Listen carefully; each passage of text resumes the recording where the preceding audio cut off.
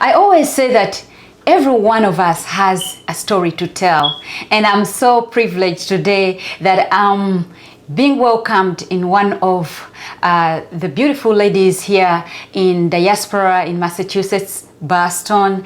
And she's going to be telling us her story, which I believe is going to be a blessing to you out there. So join us on the Jenso Maga Show and let us have a beautiful time together.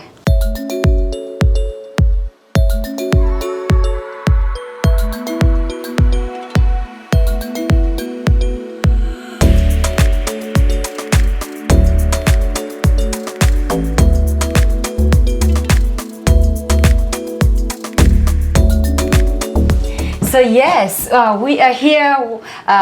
Maybe I'm welcoming you or you're welcoming me. We are welcoming each other. Yes, I'm so excited. Yes. Thank you for letting me into your house. You're welcome. We thank God COVID is gone. We can now visit again and have a cup of tea together. I'm telling you, we can't deny the fact that that was so scary. It was such a trying time. Yeah. You couldn't go to visit anyone. And being nurses, you're a nurse, I'm a nurse. Oh my goodness. Yeah, it was such a trying time for everyone. For everyone, but we thank God. Yes. So welcome. Thank you, and welcome as well. You look so beautiful. Thank you. I love ladies like you who keep, shining even in the crazy. For the glory of the Lord, I guess. Yes. So, Susan, I'm going to ask you to introduce yourself to the viewers, that they will get to know who Susan is, what does she do, and we'll go ahead from there. Hi everyone who's watching us on the Jenso Maga Show. My name is Susan Naikote. Yes. I am a registered nurse, but first of all, I am a mother. I'm a mother of 4 boys. I'm a wife. I am a worshiper. I lead worship in the church that I go to. I'm a woman of faith, and I am part of different organizations in the community, organizations that support women and men. One of the organizations is Women of Purpose International, and I'm part of those organizations to uplift and see that everyone succeeds. So yeah, that's who I am. I had to look around and get to you, because those are the people we want to. Yes. People who are going to bless someone, someone will be inspired by listening to your story. Yes. So Susan, I have heard all that, whatever you are, but we would love to go a little bit back, because I don't think you were born in here States. I'm an immigrant. Yes. I wasn't born in the States, although I've been here for some time.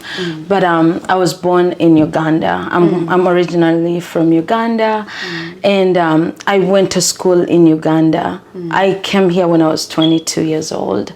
Yeah. Okay, so you've been here for some years. I've been here for some time. Yes. Some time. Welcome. So okay. Yeah. So you said you're a nurse. Yes. And I believe you studied from here. Because when you come here, it doesn't matter what level of education you have, you have to sometimes go back and study. So I was in my second year at Makerere I was doing education at Makerere. So when I came here... Oh, you did education? I did. I was a teacher. I did a Duke, but although I didn't like it, I wanted to be a journalist. Oh, you didn't like it? That was my dream, but I was doing education. So when I came here, I did not, because it's very hard knowing what you're going to do, depending on where you meet, where you end up. But when I came here, I started doing CNA work, just to get around, pay my bills and pay rent. But at some point, I remember my dad saying, you were in school, you have to go to school no matter what. So when I came here, I joined a community college, and I started working on my prerequisites to become a nurse. And I did part-time. I remember I was working two full-time jobs as a CNA, from one job to another, paying my school fees. And I finished my prerequisites. Well, I did not finish my prerequisites, but I started applying to nursing schools. And you know how hard it is to get into nursing school. It's very hard. So I applied to different schools and I wasn't getting in. So I decided to finish my associate in science degree. And at that same time, I decided to transfer to a four-year college to finish other prerequisites as I waited to get into nursing school. So I went into the four-year college and I was doing community health, a degree in community health. So as I was doing community health, they introduced the public health degree in the university where I was going. So I said, oh, why don't I do public health? It's a little bit better than community. It's the same, but a little bit more, it would give me more opportunities. So I finished my bachelor's degree in public health at a four-year college, but I still wanted to be a nurse, because I was looking for public health jobs and I wasn't breaking through to something that I really wanted. So I decided to apply to nursing schools that are accelerated, like accelerated programs, which can take you if you have a four-year degree. So I was lucky enough, I got into one of the programs. It was an accelerated program. And I ended up pursuing my nursing degree. Wow. You didn't give up on it. No, and I graduated, I'm an RN, but I'm still going to school right now to become a DNP. So it's never the end. Yes. If you want something and you have faith, you have God on your side, you just keep pursuing until you achieve the dreams that you have. And I love it that, sometimes how we miss on our opportunities. Yes. We need just to be so strategic and know that the situation, the position where you are that moment, and you're like, I'm catching on to this. Yes. So that was that beautiful time when you say, you know what, there's this opportunity here. Yes. Why don't I go and get it? And also, it matters if you have a good support system. Yes. That matters, because being in America, in a foreign land, going to school, having children, you have to have a great support system. So for me, it's my husband. My husband was the greatest support system that I had. My children. And I would come home and I say, I don't want to see you guys doing well in school when I'm failing. So that was, for me, that was a motivation.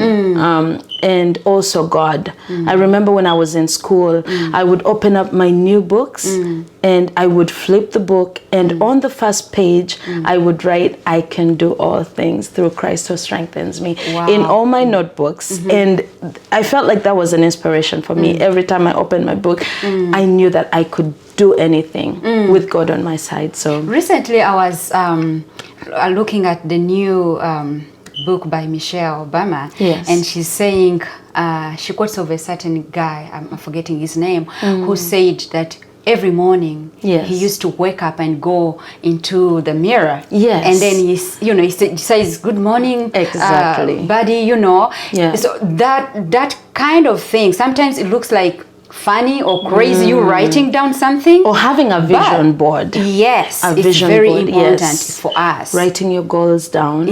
Sometimes you might not achieve something at that moment, but it's written down. You keep affirming it. You keep believing. You keep trusting, and it comes. So it comes around. Yes, because what you're believing is now put into reality. That's true. Yeah. Wow. It's like a prayer. You have a vision board. It's a prayer. You're giving it to the Lord, and your Habakkuk chapter 2 says that write the vision down, make it bold. Yes. So that's what I go by. Like, if you have something in mind or a goal, that you write it down.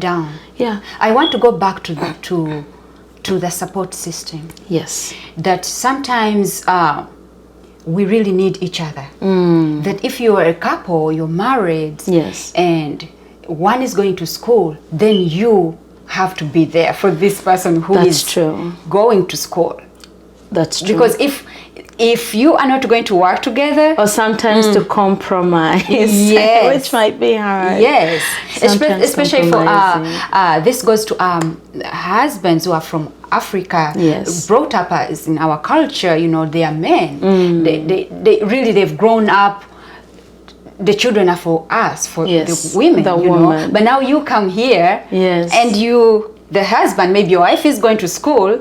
You're going to find yourself Changing the changing the diapers, taking the kids to the bus, Yes. doing with them homework, Yes. helping with the dinner, you know, and that's how you succeed, because you different need each here. other Yes. here. You need each other if one is to go back to school. Absolutely. And we appreciate your husband for having done that. Absolutely, yes. Yes, that's Yeah. very beautiful. So Susan, now tell us, so you went back to school. You come out as a registered nurse. Yes. And then you even decided to go back. Yes. That is wonderful. That is beautiful. Not, you know, being content, and you still pursue, you know. You still pursue your dreams. Yes. That is good. That's And sometimes we might do these things for ourselves, but our children are also watching us. It kind of motivates them as well to grow up and become responsible citizens. Yes. But it starts from, they say that charity begins at home. Yes. It might look perfect here, but it's a struggle. It's a struggle. It's a daily struggle. But if you keep motivating yourself and you persist, they see it. They see it every day and say, oh, my mom is putting in effort, my dad is putting in effort, and they will pick on that. They will pick it up. Yes, they will. And I'm telling you, when we come here, I met a friend who was saying that for her, she didn't see the importance of, let's say, going to school, because she makes the same money like someone who goes to school. Yes. But I remember I had a friend who came on the show, and she was explaining it to us that after many years, then you could find yourself so it could be so hard for you to keep with these heavy jobs if you're not strong enough. That's true. Because you grow for someone older. like you, you're gonna be doing getting your money. But again, the schedule is working for you, you know. It's the time that it needs you to invest in yourself a little bit more than the ordinary. I don't say that other jobs are ordinary, but if you want something better, you have to put in more time. And when the education system here, or the education here, might be different from home. For example, when you're here and you're an immigrant, sometimes you're cohabiting with other people. Sometimes you're working 3 jobs. Your housing is not the best. You don't even know what you're going to eat. And I don't want to say it in a bad way, but sometimes you go to school with children who are staying with their parents, or who have a different support system.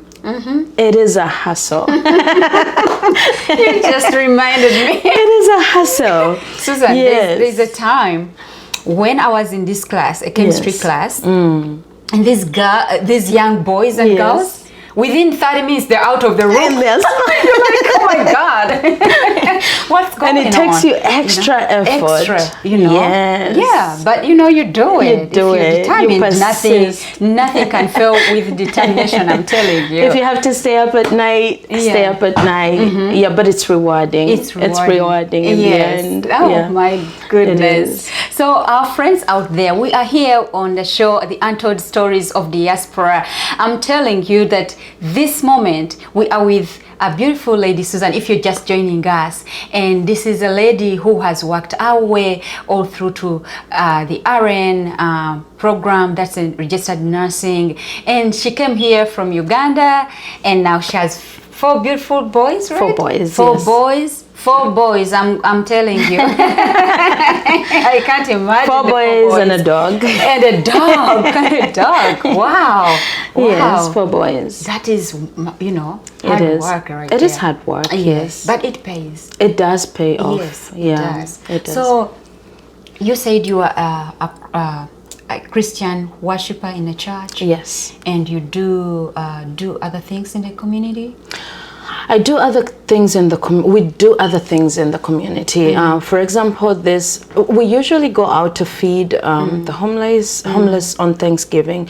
But I work with an organization, and I think I'm not sure if you know the Women of Purpose International. Yeah. So we even have a Christmas drive this year where we are looking out for a family out there that might, if anybody knows a family that's going through a challenging time, so we will reach out to that family and provide anything that they need, as long as we can afford it, I guess. Is that within the community here or outside here? It could even be outside. Okay. Yeah. Like in Africa, in Uganda? Or No, around this area, the community area. Okay. But it's not like only the Ugandan community. Okay, of course. We are reaching out to other people as well. So if you are in the areas of Massachusetts and you know any family that's going through a challenging situation, our dear sister here is giving an opportunity to someone. They're going to go and make sure the person is enjoying the Christmas season. We in the Christmas season here. And yes. I know someone could be in need of food or in need of clothing. It's winter season coming up. Yes. So just reach out to us and let us know. Inbox me and let us know. I will reach out to Susan here. With the details, yes. With the details. So I mean, that's just to say that wherever God puts us, it's good for us to give back to community. It's not about us. Whatever blessing God gives you, we should try to bless other people. Yes. Yeah. Yes. Because we've also been blessed at a certain time. We did not end here. There are other people that supported us to get to where we are. Yes. Yeah. So always giving back to the community that we serve is very, very important. Very important. Yeah. Wow. Yes. What a story. Yes. Thank you. That's very inspirational, because coming here as an immigrant, I always say it's not easy journey. No. But to where you are, I'm seated here in your beautiful home, and you're in school, and you've already achieved in school, and you have your children, and you're serving the community. Oh my God, we thank you, because we want to always, I always love that the people out where we came from, yes, because we are immigrants here, that they can know that we are not just seated here. No, we are working hard. You work, and you have to work even harder. Yes, so they can get encouraged, because you find that when I remember when you are in Uganda, I used to have a help at home. Oh yes, and you wake up and you ask for tea. It's already there. It's already there. And at the end of the day, in the evening, you're so tired. And you're like, now when you compare it, you're like, why were you even tired? Tired at that time, because almost everything is done for you here and there, and you just have few things to fix. Yes. But here, you're doing everything. For my story is different though. I come from a family, like a very hard-working family. I was talking to my children yesterday and I said, I remember when we used to wake up at 5 a.m. going to the garden, and you would walk barefooted sometime, and there's dew. Is it the morning dew on the grass? Yes. Going to the garden. So yes, it's important not to forget where we come from. Yep. We come from humble beginnings. Some people come here with a suitcase. A suitcase. I was lucky enough to come with a suitcase and $300. My sister gave me $300. There are people who come with nothing. Nothing. Of course. Nothing. You come with just the suitcase. Just the suitcase, the clothes you have, and you're gone. You're coming here sometimes to better your lives, sometimes Susan, to run away from disaster. When you were leaving to come, yes, did you imagine where you were going? No. Did you feel you knew the America we watch on the TV? And my America that I watched on TV was glamorous. It's not what I found. It's not the America that I found. You had to dig your way to that America. Yes, and I knew some friends here. I did not have family, so I did not know where I was going. So And for me, that has taught me to have so much faith in God, to trust in God. Because the Bible says that the footsteps of a righteous man are led or guided by the Lord.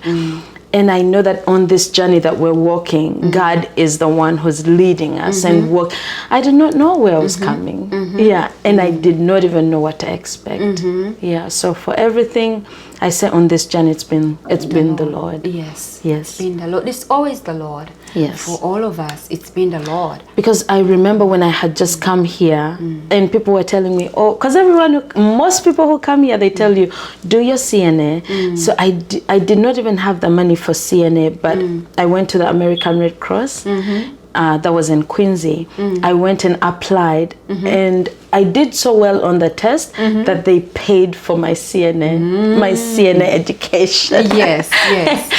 They had a scholarship they were giving. Okay. And I was surprised. I said, I didn't expect to do so well. Yeah. So that kind of helped me finish that CNA and start my journey of working a couple jobs.